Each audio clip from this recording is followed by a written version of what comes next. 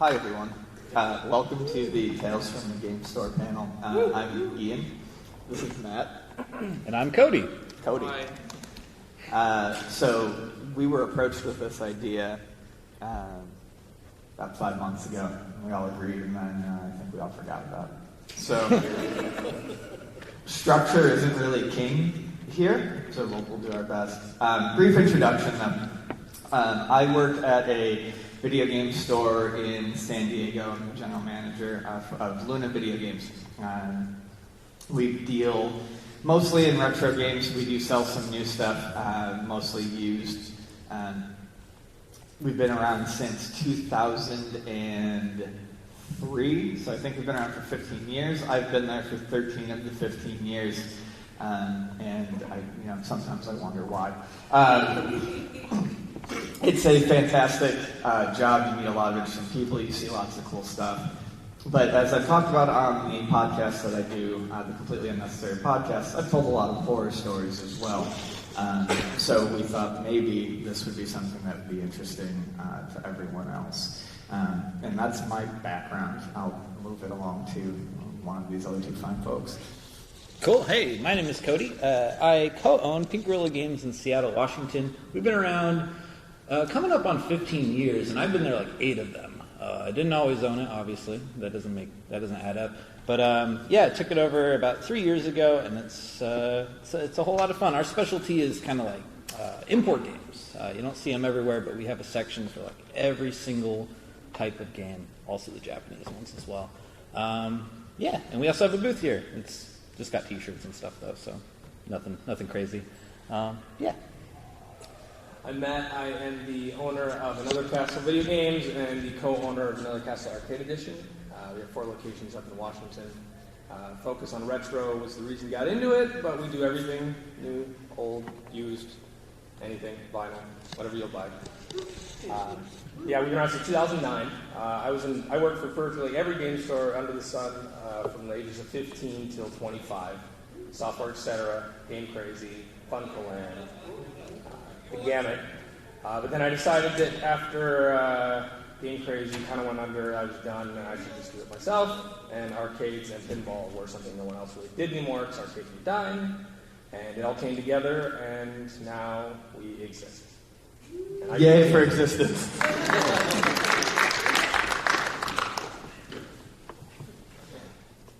Cool. So, how would you like to start? That wraps it up, I think. We're We're good. done. Thank you for coming. Tell us the story. Cody's got a story. I got a story if you guys would like to hear it. I've told it a couple times. Recently, we came in to acquire a copy of Nintendo World Championships. And I really like this story because I feel it's kind of the dream story everybody hears when they see an episode of, like, let's say, what was that show, like Storage Wars? And this guy pulls out this NES, and it's like, whoa, this is 001, guys. This is worth $1 billion. Turns out it's, not really. But it's kind of the dream scenario that you bring in your junky games, and what do you know? They're actually worth something. A lot of the times most games are worth not a lot. So this guy that we bought the game from got to experience that fantasy, and I thought that was really, really cool, and it was really cool to be a part of it. So there I was, minding my own business. The guy comes into the store with a big brown bag of games, and it's just the most boring games you could ever imagine. We got probably 40 NES games in there. I'm looking through it, seeing Jeopardy, NES Play Action Football, Lee Trevino's whatever, all these boring Lee games. Trevino's whatever is really good. And I'm going through it and just bored out of my mind. And I get down to the bottom of the bag and pull out the last game, and before I even see it, pulling it up, I'm like, what the fuck, this is kind of heavy. And pull it out, and sure enough, Nintendo World Championships. I'm like, all right, repro. Something's not right here. This doesn't make any sense. This has got to be a joke. Open it up, test it out, everything. It's all legit. And I'm like, oh my God, what's happening here? I think someone in the community is pulling a fast one. I think they're messing with me right now. This has got to be a prank. So I walked up to the guy and said, hey man, are you pranking me? He's like very confused, like, what? No, what? And I'm like, this game is worth thousands of dollars. I'm going to need a minute. And he's like, okay. And he had kind of the same feeling as me, you know, like it seemed unreal to have something like this come into the store, something you never dream of, so it didn't feel real. So I don't feel that I was really emoting the right way, and he wasn't either. He wasn't reacting to, you got treasure here, son, but his girlfriend was. She was kind of freaking out. So after kind of assessing what they had gone for and everything, I came up to him and I'm like, hey man, look, this is what they usually go for, you know, like maybe 20,000 plus. I can give you 13 and, you know, be on your way. Easy as that. That's completely up to you. If you want to take it, I completely understand. He's like, well, nah, this sounds easier.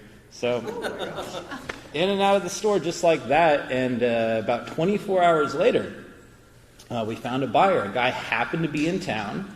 He stopped by the day before and acquired some very rare games from us, like all of our top hitters. And he just happened to be in town, and it was as easy as that. 24 hours, and he was out the door.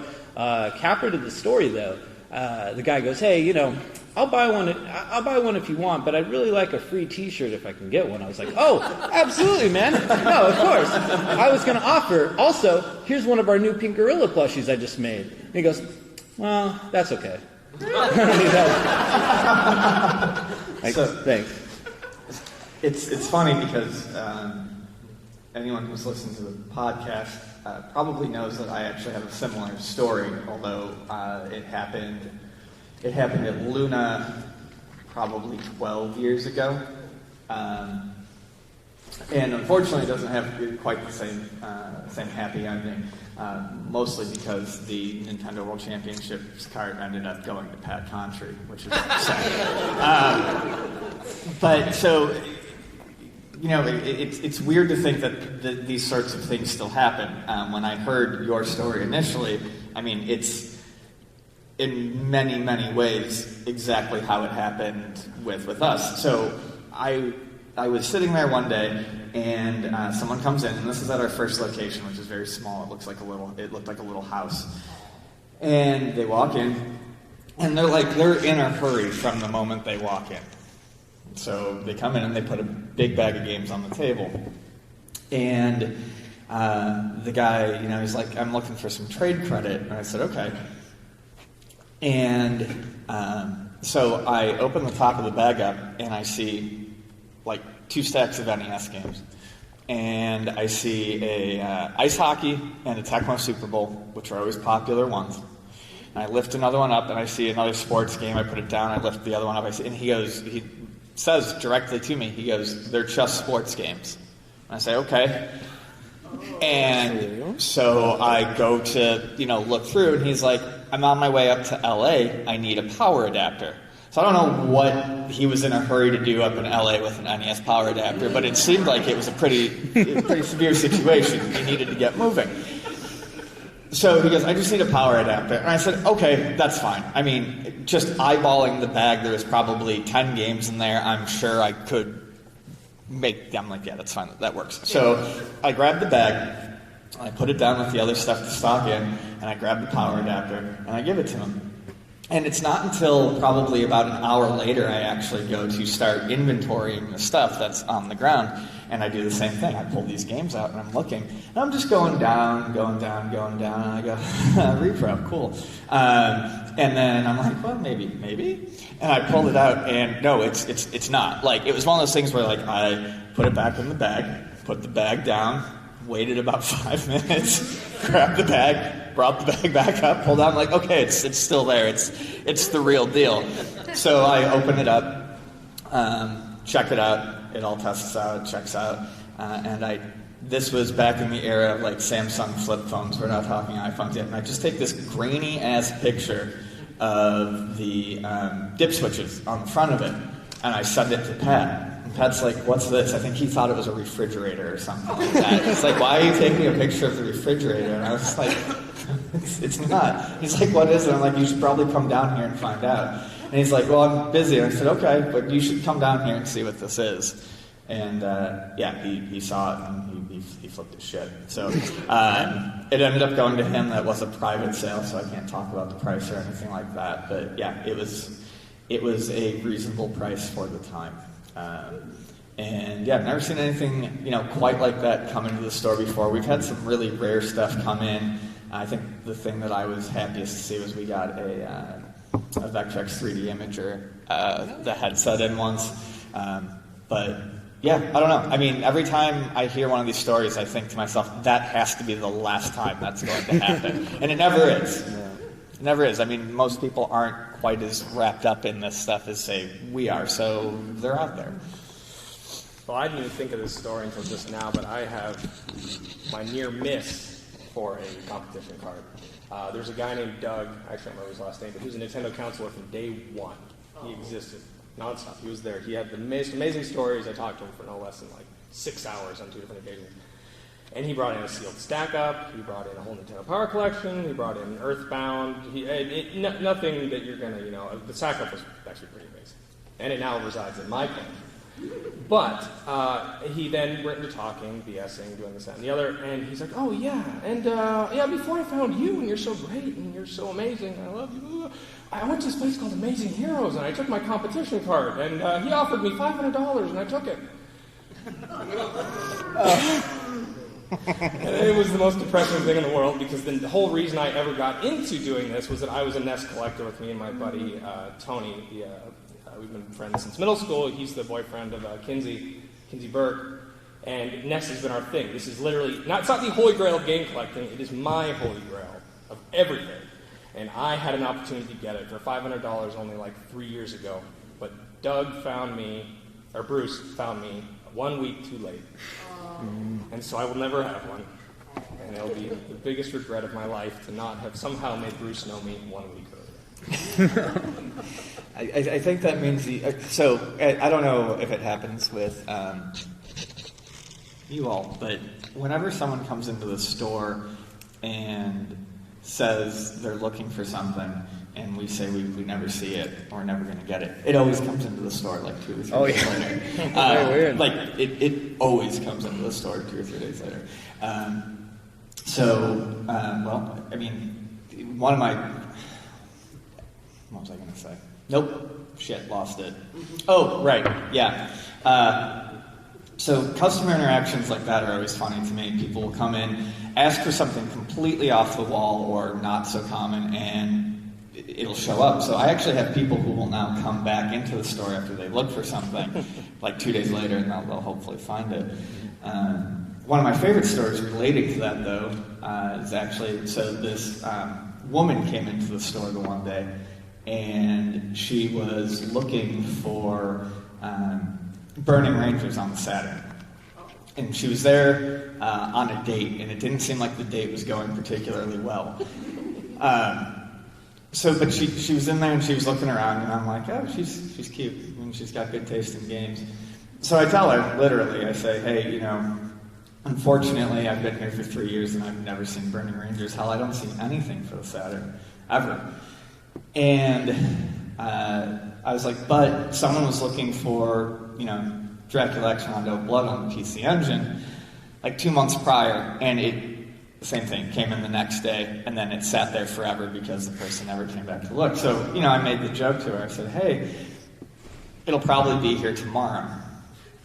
So she comes in 2 days later, and she asks, so the next day, literally, someone comes in with a Saturn collection, sells it, Burning Rangers is in there. I was like, well, I probably should have asked for her number. But I didn't. The next day, she comes back in, and she asks, hey, do you have Burning Rangers? And I go, actually, it's right fucking there on the wall, right there. So she flips out, and she's like, hold on a second. She goes outside, and she makes some calls, and she comes back in, and she's like, all right, I picked up an extra shift this week. I'm going to take it. Now, this was when Burning Rangers was only $100. That was a long time ago. So she picked it up, and it's actually my wife. We started dating because of that. So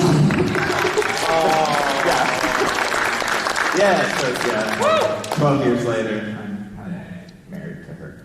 It's wonderful. Still have the game, right? What's that? Still have the game, right? Yeah, we do still have the game. Yeah, she actually has a nice Saturn collection. she ended up with a lot of the expensive ones before they became expensive. So there's a lot of money sitting on the shelf that she did not pay a lot of money for.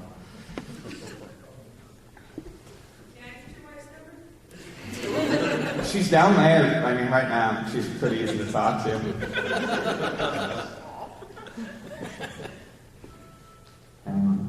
Anyway. Intoxicated customer stories? Intoxicated customers? Oh yeah. We live in our store is in a wild part of Seattle called the University District. And if you've ever been there, you'll know. Actually, we had a guy, big fan of the store, just from seeing it, wherever online. And guy said he got off of whatever transit center and took 2 steps and was like, oh, never mind, I'm back to the airport or whatever. He was just out. The area can be very, very crazy. Please stop by though. It's cool. Don't worry. Don't worry about the intoxicated people. So yeah. So actually, this was probably Kelsey, my recent wife's first day by herself in the store. And I happened to live in the University District, so I'd stop in the store all the time. Anytime I had an errand, I'd just stop by and see what's happening. It was long, long time ago. And it's her first night alone, and there's a guy in there who's very drunk on absinthe. We know because he dropped the bottle out of his coat. Very angry. That is stirring stuff to be taken. Yeah. Just straight. I've never seen it again, yeah. He attempting to sell golf tees in the store. And very angry that we wouldn't let him. He did not understand. Just the golf tees, yeah. It was, I don't know, creative business venture, but I don't know. Open somewhere else.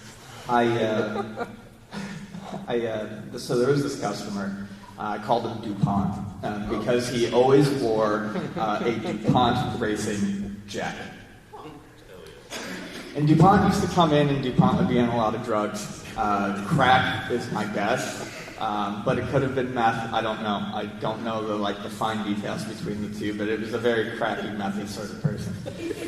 And he would come in, and he would put money into the Marvel vs. Capcom machine, and just swear at it endlessly. And I'd be I'd tell him, you have to go. I mean, this was a common thing between DuPont and I. He would come in, I'd look at him like, why are you here again? He would put the money into the machine, and if he would start swearing, I'd be like, you have to leave. You have to go. He would try to sell things out of his jacket. But he treated his jacket like a large pocket. It had an elastic band at the bottom. He would come in shirtless with the jacket on, zipped up to about here, and he would store things in his jacket. You know how sometimes people keep a wallet or a phone in their bra or in the waistband in their pants, and you're like, that's not a good place to put it. No, this guy's storing shit in his belly button. So the way the store is set up at one of our locations, we generally come, we have parking in the back. So we'll walk in through the back door, flip on all the switches, etc. And as you walk towards the front of the store, there's a big pullover curtain, because there's just a big glass window. So as I walk into the store, I turn the lights on and I walk out to the counter and I'm getting everything ready. And I go to open the door, the front door, and because the curtain's still pulled across, you don't see anything. But I'm hearing something.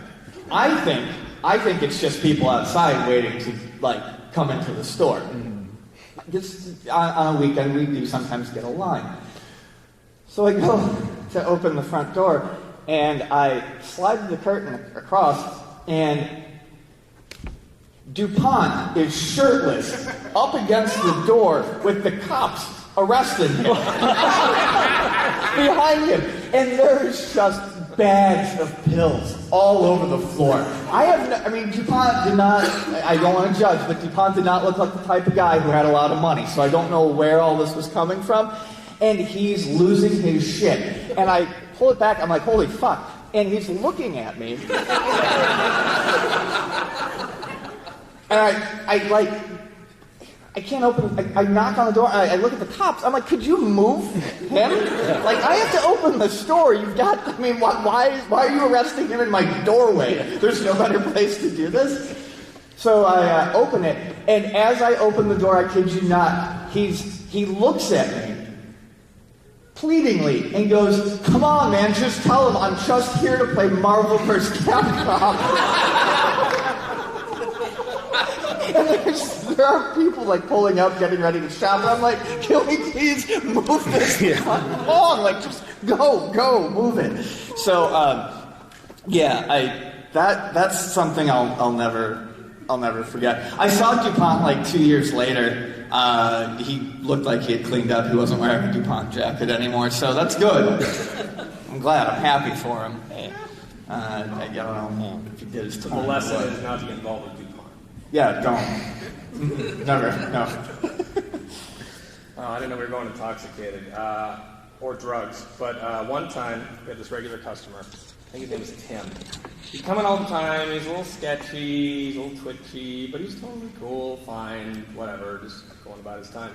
But the one time he came in, like he could barely walk straight. He was tweaking so bad, or I assume he was tweaking. And then he hands me, it was a PlayStation 3 optical cable, new in box, and he was obviously selling it for probably drugs. And I look at it, and there's something on it. And I'm like, what is that? And I take a closer look, and I am 99% sure it was shit. Oh. It was literally some shit. And you guys can probably relate. You get stuff in with the weirdest stuff. It's kind of gross, but worst case, you put on some rubber gloves or anything. But I was pretty certain this was shit. And he looks at me, 100% actual live shit. What can I get for this? And I look at him, and I say, I can't accept this. He gets a little upset. He said, why? I've traded stuff in here for years. This thing is fine. It's brand new. And I said, I cannot take it. There is fecal matter on it. And then he's still really confused. And he's like, I need the money. I need the money. I was like, even if this did not have poop on it, I would give you maybe $1. And he finally, after some not arguing, but just a little flabbergasted, confused, he leaves. He comes back. I go to lunch. I have to go do an errand. I come back, and it's sitting in the store. Oh, no. There's no shit on it, to be clear. But I look at the guy who's running the counter, my employee, and I say, what is that? And he said, oh, Tim came in and traded that in. And I gave him 50 cents or $1 or something. And I said, take that out back and throw it in the dumpster immediately. That had human shit on it. Never wash away. But then for the rest of the day, I wasn't working the floor that day, but all the employees wore rubber gloves even though the thing was gone. It was in the dumpster. But they were so worried and upset that they had accepted something with fecal matter on it that they wore gloves just in case. Because it's apparently, it's a terrifying ordeal to accept someone's waste. Oh, yeah. When they're trying to trade something in, particularly someone who's a little skeezy and likely a drug addict. But, so yes, intoxicated. Don't trade while on drugs. You guys ever get like really, really gross trade? Obviously you do. Really, really gross trade-ins. You bringing that up really reminded me of a system I was fixing recently. I do a lot of repairs in the store. There's always, retro stuff. Repairs, I feel like it's a disingenuous word to use. You just clean them. You open them up and clean them. Yeah, repair, it is. I always feel bad, but like, people are like, do you do repairs? And I immediately want to be like, let me explain to you everything about what I don't do. Because I'm not fixing anything, I'm cleaning. Yeah. So I get a 64, and 64s are invincible. Like, I have found in my life probably like 2 that just don't work no matter what. Yeah, Right? they're tanks. It's crazy. They're the best system ever as far as that goes. But this one had a very, very, very unique issue.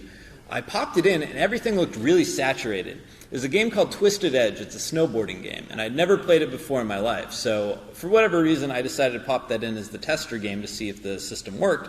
And everything looked like really weird and washed out. The text was kind of hard to read, and the snow was yellow. Yellow snow everywhere. I was like, whoa, I mean, is this just like, extreme 90s, whatever, 2000s thing they're doing here? But no. I popped in Star Fox, a game I'm more familiar with, and just everyone's face looked like a blur, like it was just, I don't know, like all the characters had a stroke or something. They're just falling off the edge. It was weird. And I was like, all right, well, I don't even know how to go about this. Let's open it up and see what's happening.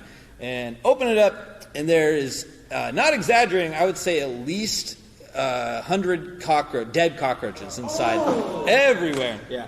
64's got this big, like, what's it called? A heat sink on it. So you pull that off, and then under where the actual like motherboard is, all the chips and everything, probably another 100. Just everywhere. Like, so I don't know what was happening with the chips, but the cockroaches came out with a special edition of all the games. Very unique. That one went straight in the trash. You probably could have hit it with like an ultrasonic bath, but it was like, this thing's too far gone. Forget it. It's not worth it. Roaches, from what I can gather, love video game systems. If your house is if you have roaches in your house, they're in your video game systems. And it's gross. And I don't know how many times we've had to spray the store down and be diligent about it, because the store will be fine, and someone will accidentally take in a system that's got a bunch of roaches in it, or someone will bring a system to get repaired and it'll be left there and it's got roaches in it, and suddenly now we have a roach problem at the store, and it's embarrassing and it's gross. PS4s, we've noticed, are like, the roaches really, really love the PlayStation. It's a great console. They're Sony fans. Yeah, they're 100% Sony Wait, are you fans. talking about a literal infestation in your store due to a system that came in with roaches? Yes. Damn. And we've had to deal with it a couple of times. And it sucks. Like, it's awful. Like, I'll be sitting there and like, we'll get one in. They'll open it and there's roaches everywhere. And I'm like, okay. And then we will see roaches for, another 2 weeks. And it's embarrassing to say, but like, there have been times where people have been like, hey, can I get that Genesis game? I'm like, yeah, sure, no problem. I'll go to grab it. And they'll be like, the one without the roach. I'm like, absolutely. Absolutely. Let me just get you that copy of Rogue. Wait, nonchalantly? Oh, the one without. Right. I'm like, thank you. Thank you for being funny. I was totally going to purposely give you the roach-infested copy. So someone did, I've had a lot of gross trade-ins, but one that springs to mind is someone had brought in a box of like PlayStation 2 and PlayStation 1 stuff. And I was going through the PlayStation 2 stuff and I looked at it, and like, it was all dirty, but it was like very, very dusty and gross, but the discs were in decent condition, and I'm like, okay, I'm probably going to take these. So then I start going through the PlayStation 1 stuff, and almost immediately I noticed that there's a moisture level that you don't come to expect from a PlayStation game. Yeah, I'd expect about zero moisture. Right, exactly. You don't think of PlayStation 1 games as being particularly damp. So I pick one up and I'm like, and I move it. Well, excellent's damp. I'm like, okay. So I move it. And I'm noticing that they're all like damp, and at this point I'm noticing a smell. Yeah, I know where this is going. Yeah, so long story short, the dude's cat must have taken a hot piss all over his games right before he brought him in, and he was really hoping I was going to take them. And I was like, it dawned on me with horror over the course of 3 games. I'm like, I'm elbows deep in cat piss. And like, no nice way to say it, I looked at him and I was like, oh man, you've got to get these out of here now. And he's like, why? I'm like, because they're covered in piss. They're covered in piss, man. I don't even want to know what I was touching when I was looking at the PS2 games. Like, so yeah. And people have tried to like pawn off games that have been pissed on by a cat a few times. That's a fairly regular thing. It happens probably once a year, but I don't think they were ever just freshly pissed on. Just that once. You did it in the parking lot. Yeah, I could have taken that cat's accurate temperature if I had wanted to.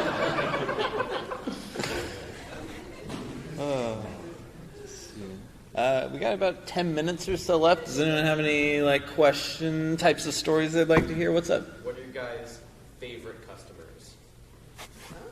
My favorite customer right now is this woman. She's in her late 50s, early 60s, I would say.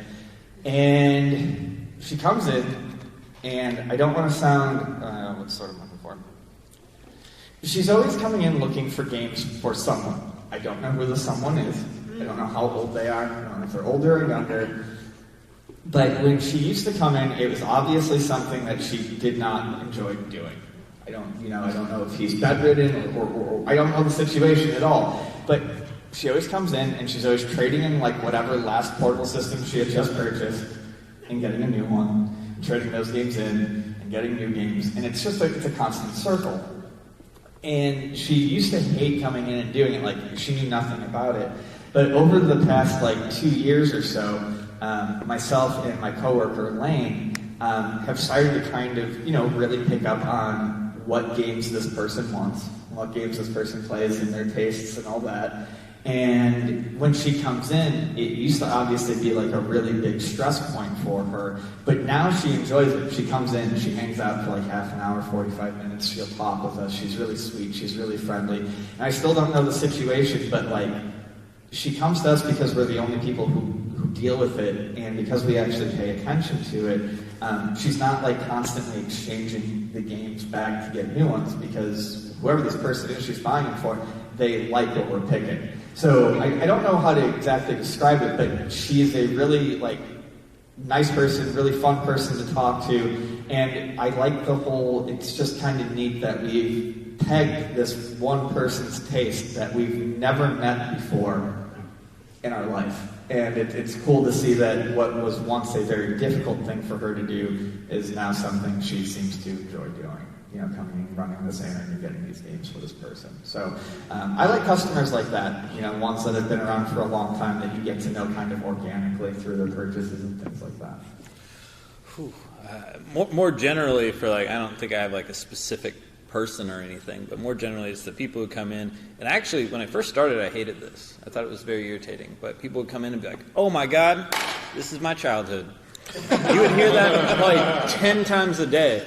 But as I've just, gotten older, been with the store longer, it's become a lot more endearing. And especially, I'll start, similar to this is my childhood, I've started having people come in since we've been around so long now that are like, "Oh, I've been coming here since I was a kid."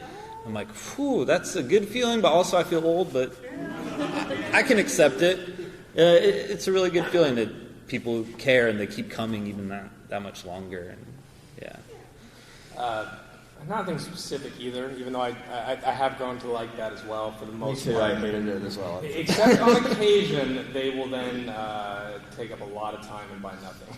Some people do treat, which I don't blame people, it's not against them, but sometimes they will get so excited that they think they're basically in a free museum. And I'm totally down to talk to people, but then they'll come in and spend an hour talking to you and then just like, "Okay, cool, bye." But no, I gotta catch my bus. No, the thing I do love, though, is actually seeing kids usually as young as they get up till about like 10 coming in and just their minds are blown. By arcades, by retro games, just by the whole scene, the collection, because this on some level was, I assume, what I was like. And they're enamored. Arcades, they are so excited to play Super Mario Brothers. I literally hear that opening level music about 10 times a day because it's right through the wall of my office in the Edmonds location, and it's almost always like an 8-year-old, and they're so excited. They're playing Donkey Kong or Mario, and they're competing with their friends, and they get excited, talking really fast, and everything's the greatest thing ever. Oh my God! But just imagine that it's getting carried on. These these kids are just excited and like it, and on top of that, the parents are excited to share it with their kids. Because this was what they dug, and now they're passing it on. So that's my favorite. Do you ever, just briefly, I get these kids who come into the store sometimes with their parents, and it would put their parents at about my age or older.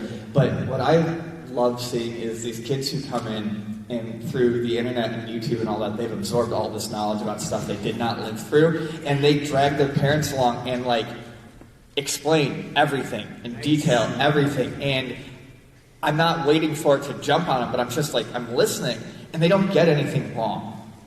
Yeah. They get everything right. As a matter of fact, they'll sometimes say something like, "No, that's wrong," and I do. I'll before I join the conversation, I'll be like, "Google." Shit, the kid's right. All right, so I'm gonna go sit my ass back down. That's that. Those same kids, I've heard this line a couple times, and it cracks me up every time. LOL stuff. I'm out loud laughing every time. I'll see a kid very, very young and be like, "Oh, This Wii game is so nostalgic. Oh, I love hearing the 360's old school, especially at this show. Oh man, that game when I was 6. Yeah, before I came out here, I got a call, and it sticks in my head because it's weird, but I'm hearing this sort of thing more often. Someone calls me up and they're like, "Hey, I'm looking for a game. It's older, it's kind of retro. I'm wondering if you can help me find it." And I don't even remember what game it was, but I remember them saying such and such for the Xbox 360, and my brain's like, "Shit, really? Like, come on, that's one generation ago, one." It's not old if you could drink when it came out. Yes. So, what is the worst attempt you have seen of somebody trying to pass off a bootleg or a repro as a legit thing and attempting to get money for it? Okay, that's easy. I briefly told this story before, I think on the podcast or somewhere, but we do 2 buy 2 get 1 free sales every year. They're big, people show up, it's busy, it's packed. And this one dude came in, and I always had issues with this dude. He just had a real bad attitude problem. But he comes in like 15 minutes after opening on the first day of the sale, like 3 years ago. And he's got this huge box with him, and he puts it down, and his buddy is behind him, and he puts the box down. And real loud, just like interrupting me, he's like, "I want to trade these in." Sure, okay. So I look at them, and it's like the one box. Probably, it's big. There's probably 75 Nintendo 64 games in there. And they're like all sports games, just all doubles, all of them. And he knows this, and I start to flip through, and he's like, "They're mostly sports games," and he goes, "I want to know what I'm getting for each one."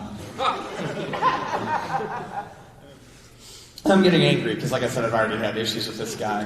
And he puts down an NES box, and he goes, "And I want to know what I'm getting for each one of these." And I take a quick look at the NES games. I'm like, okay, fine. But I looked at it and I said, because it's packed in there, I go, "I can't tell you what you're getting for each one of these sports games." I said, "It's going to be nearly nothing." I said, "I can give you a total on this box." I said, "If you need me to give you an individual price for, a game or a few games in this NES box, I can do it." So I go through the N64 box, I figure it all out real quick. I'm going through the NES box, and I'm like, okay, decent game. Very, very, very bad repro of stadium events. So I go, okay, I don't say anything yet. I slot it back in. I'm going. Dinosaur Peak. Another very obvious fake. And there was one, it was a little Samson, like another row over. I'm going, and there's a very obvious little Samson fake. And as I'm going through them, I can kind of see him like going like this, like trying to get a read on me, but I'm playing it cool. So I kind of finished going through, and I'm angry at this point, because what he's obviously trying to do is sneak one by. I pass it off. So I stop looking at it, and he goes, "So what can you offer?" And I go, "Absolutely nothing. You can get the fuck out of the store." And he immediately bristles up. And he's like, "What? Why?" And I said, "Because you're trying to pass off 3 fakes in this box." And he goes, "I was going to tell you about them." And I flipped. I was like, "See," I said, "No, that doesn't fly." I said, "If you know you have fakes or repros in your collection and you bring it in, it's your job to tell me right then and there that you have fakes or repros in this collection, because otherwise I'm thinking you're hoping I don't know what the fuck I'm doing and I'm gonna offer you a ton of money for these." So yeah, he wasn't unhappy. But that was probably the worst. Like, they were really, really, really bad too. Like, we're talking like dot matrix printer paper labels. They were awful. Anything good on that? As far as fakes go, well, I made the mistake. So fakes, we haven't really run across any people that I outwardly felt were like just straight up trying to get money for a fake game. But we've run into a lot of people who it was pretty clear by the expression or reaction that they just had no idea they bought a fake. They bought whatever Pokemon Emerald on eBay for $15 and had no idea. And it plays, so seems legit, right? So we inform people all the time of that, and it's that's not that fun. But The one time I really goofed, a guy, regular customer, he's leaving like the state, going I don't know where, and he's dropping his whole collection. And I trust this guy because I've known this guy forever, and he has like Musha in there for the Sega Genesis, and he brings it in, and I of course assume it's legit. He's always been a legit buyer guy.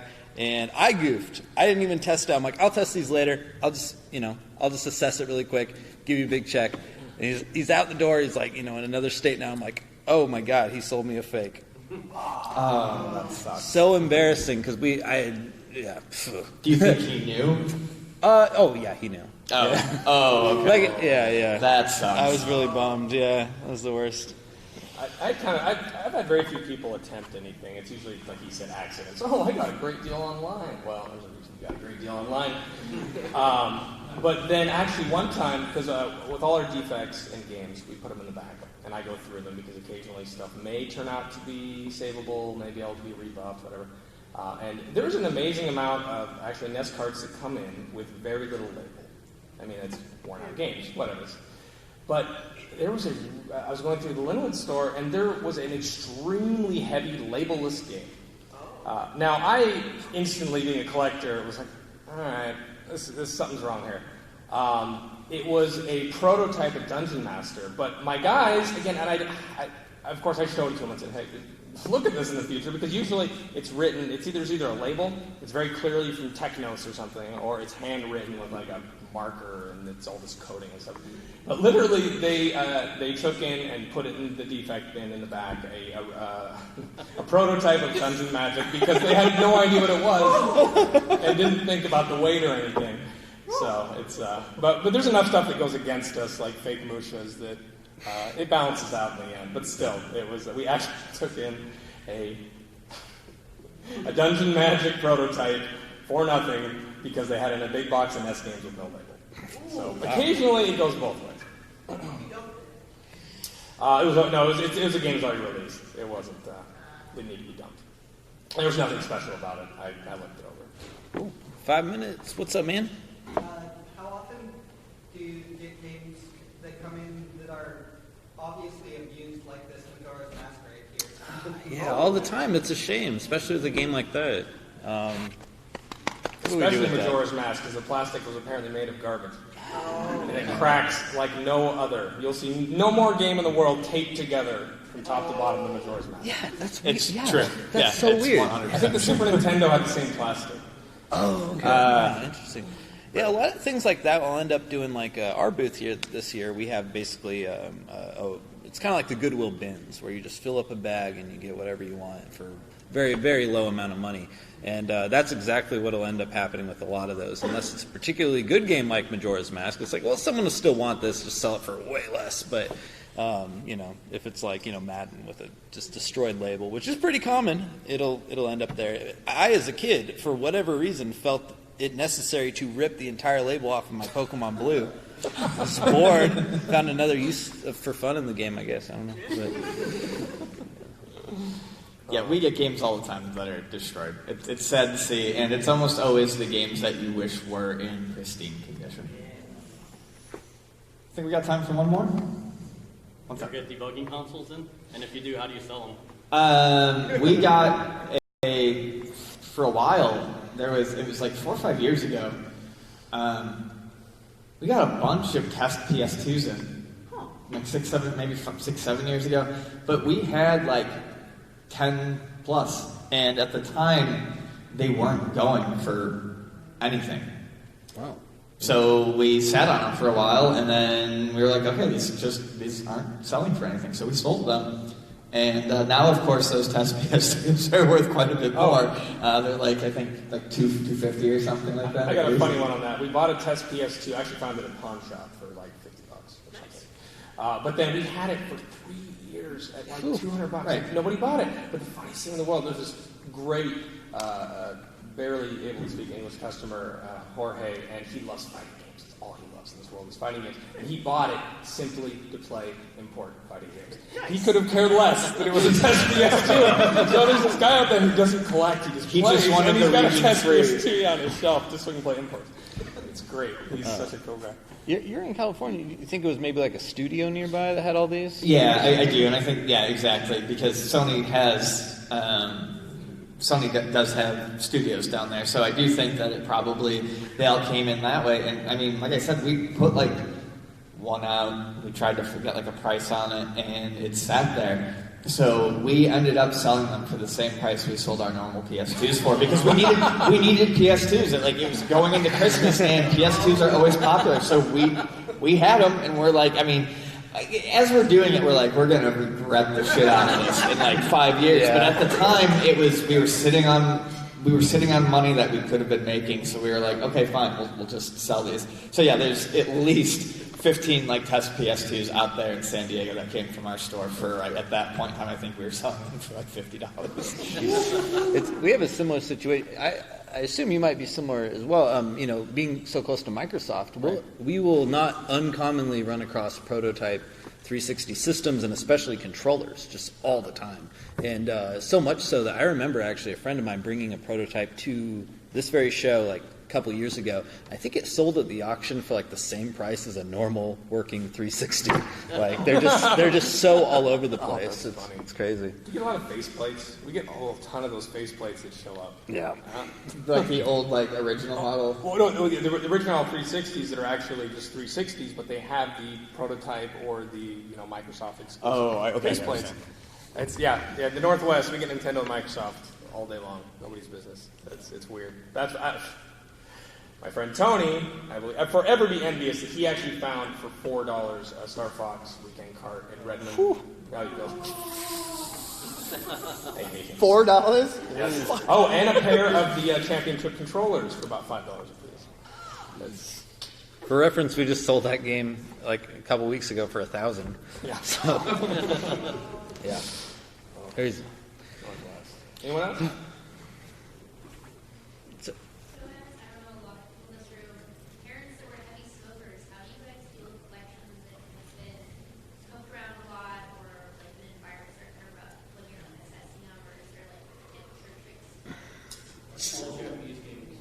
So my answer is unfortunately not going to give you a whole lot of info that I think you'd be looking for. I just don't take them.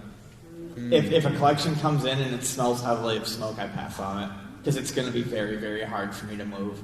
Unless there's something like really, really nice in there that I want for the store, I just pass categorically on all of that.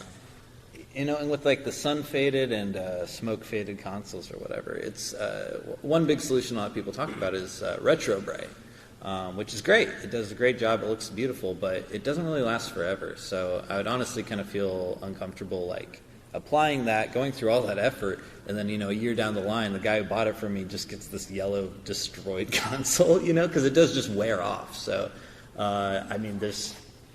we'll buy and sell it if it works, but it's not the most appealing thing. Yeah, except for super valuable stuff or stuff that has paper, like a PS2 game. I'll take them out of the sleeves and leave them out and try to actually air them out. Occasionally it works, but when it comes to water, you're screwed.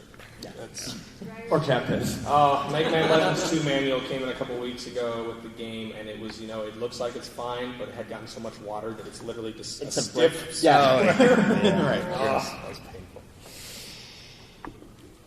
How much time we got left? I think we have 0 minutes left. We have 0 minutes left. All right. Thanks everybody for coming.